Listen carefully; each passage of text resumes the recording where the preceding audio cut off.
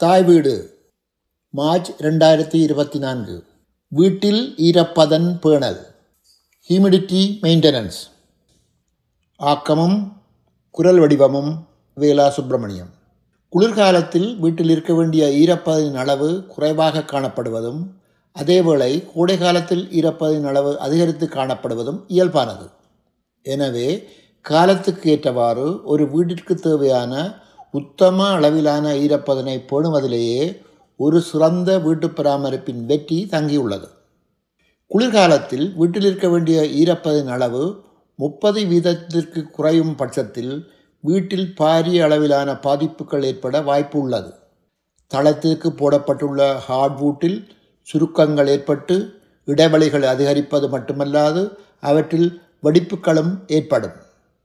அது மட்டுமன்றி வீட்டில் உள்ள தளபாடங்கள், குசினி அலிமாரிகள், பேஸ்போர்ட், டிரைவோல், இதர பொருத்துக்கள் என்பவற்றிலும் வெடிப்புகள் ஏற்படும். சுவாசம், தோல் சம்பந்தமான வியாதிகள் ஏற்படவும் வாய்ப்புள்ளது. எனவே ஈரப்பதனை உயர்த்த நடவடிக்கை எடுப்பது மிக முக்கியமாகும். ஹியூமிடிஃபயர் பராமரிப்பு. காலநிலைக்கு ஏற்றவாறு ஹியூமிடிஃபயரின் தேவை ஏற்படும் சந்தர்ப்பத்தில் அதனை பயன்படுத்துவது கூடிய பலன் தரும். கோடை காலத்தில் இதனை முற்றாக நிறுத்திவிட வேண்டும். வருடம் ஒரு முறையாவது ஃபில்டரை துப்புரவு செய்ய வேண்டும். தண்ணீரில் உள்ள கல்சிய படிவுகள் அதிகரித்து துவாரங்கள் அடைத்து விடுவதால் வெளியேற வேண்டிய தண்ணீர் வழி தெரியாது அது பொருத்தப்பட்டிருக்கும் இடமெல்லாம் கசிந்து பின்னர் அந்த பகுதி முழுவதும் கரளேறி இருப்பதை பழைய வீடுகளில் கண்கூடாக பார்க்கலாம். அதிகமான வீடுகளில் இவை இயங்காத நிலையிலேயே உள்ளன. பலரும் இதில் ஒரு இவாப்ரேட்டர் பேட் இருப்பதை கண்டுகொள்வதில்லை. வருடா வருடம் கிரமமாக இதனை சுத்திகரிப்பதும் மேலதிக தண்ணீர் இலகுவாக வெளியேறுகிறதா என்று பார்த்து கொள்வதும் மிக முக்கியமாகும். இவாப்ரேட்டர் பேடை கழற்றி சுத்தம் செய்வது மிகவும் இலகுவானது. அது பற்றி நினைத்து பயந்து கொள்ள வேண்டிய அவசியம் கிடையாது. வீட்டின் தன்மை, எமது பழக்க வழக்கங்கள், உள்ளக வெளிப்புற காரணங்கள் பல வீட்டில் இருக்கக்கூடிய ஈரப்பதனின் அளவை தீர்மானிக்கின்றது. பல மணித்தியாலங்கள் சமைக்கும் எங்கள் சமையல் நீராவி மூலம் வீட்டிற்கு அதிகளவு ஈரப்பதனை உருவாக்குகின்றது. பல மணி நேரம் வெந்நீரில் குளிப்பதில் உள்ள சுகம் மறுபுறத்தில் வீட்டிற்குள் அதிகளவு ஈரப்பதனையும் உருவாக்குகின்றது. கூட்டு குடும்பங்களாக பலர் வீட்டில் வசிக்கும் சந்தர்ப்பத்தில் இயற்கையாகவே ஈரப்பதன் அதிகரிக்கப்பட வாய்ப்பு இருக்கின்றது. அதிகரித்த ஈரப்பதனை கட்டுப்படுத்தும் வழிமுறைகள். வெளியிலுள்ள உஷ்ண நிலைக்கு ஏற்றவாறு ஹியூமிடிஸ்டட்டின் அளவை சரிபார்த்து கொள்ள வேண்டும். ஜன்னல் கண்ணாடிகளை அவதானித்து நீர்ப்படிவு இருந்தால் அதனை துணியால் துடைத்தெடுத்துவிட்டு ஹியூமிடிஸ்டட்டை குறைத்து விடல் அல்லது நிறுத்தி விடல் வேண்டும். தற்போதைய புதிய வீடுகளில் அட்டிக் ஃபேன் அல்லது வெண்டிலேட்டர் என பெயர் குறிப்பிடப்பட்ட சுவிட்ச் ஒன்று தெர்மோஸ்டேட் கண்ட்ரோலருக்கு மேலாக பொருத்தப்பட்டிருக்கும். பொதுவாக இது ஒரு குளியலறைக்குரிய ஃபேனை கட்டுப்படுத்தும் இரட்டை வழி சுவிட்சாக இருக்கும். இதனை நீண்ட நேரம் போட்டுவிடுவதும் மேலதிக ஈரப்பதனை வெளியேற்ற உதவும். முக்கியமாக குறிப்பிட்ட குளியலறைக்குரிய கதவுகளை திறந்துவிட்டு அத்துடன் ஃபர்னஸுக்குரிய ஃபேனை ஓட்டோவிலிருந்து ஓனுக்கு மாற்றிவிடல் எதிர்பார்க்கும் பலனை பன்மடங்காக்க வழிவகுக்கும். குளியல் அறையில் இருக்கும் ஃபேன் குளித்து முடிந்தபின் குறைந்தது 15 நிமிடங்களாவது இயக்கப்பட வேண்டும். ஈரப்பதன் முற்றாக அகற்றப்படும் வரை தானே இயங்கி தாமாகவே நிறுத்திக்கொள்ளும் ஃபேன்களும் சுவிட்ச்களும் அறிமுகப்படுத்தியுள்ளன என்பதை கவனத்தில் கொள்ளவும்.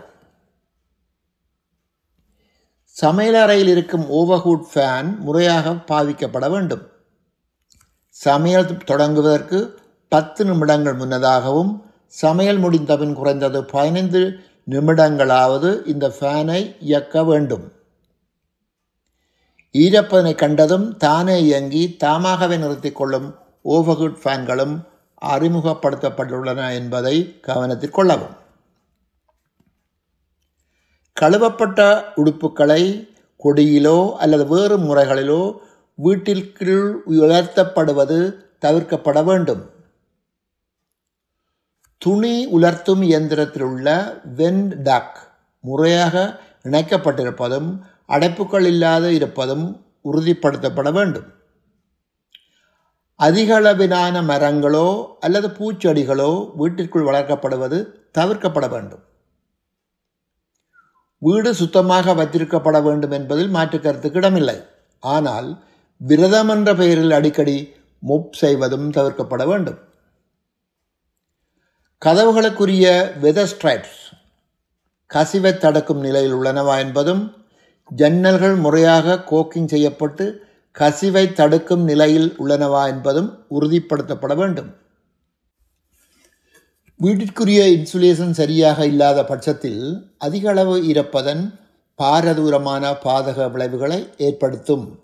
குறிப்பாக அட்டிக் இன்சுலேஷன் குறைவாக இருந்தால் சீலிங் மூலைகளில் அதிகளவு ஈரப்பதன் காரணமாக ஏற்படும் நீர்ப்படிமம் மோல்டாக மாறுவதை காணலாம்.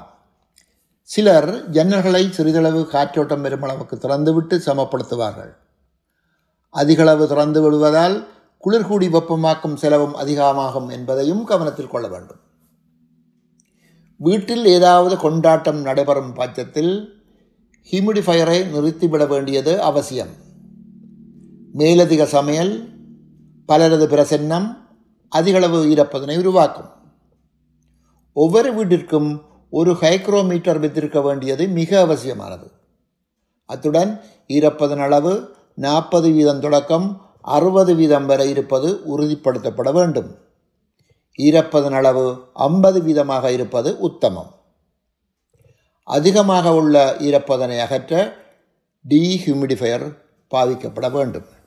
நன்றி.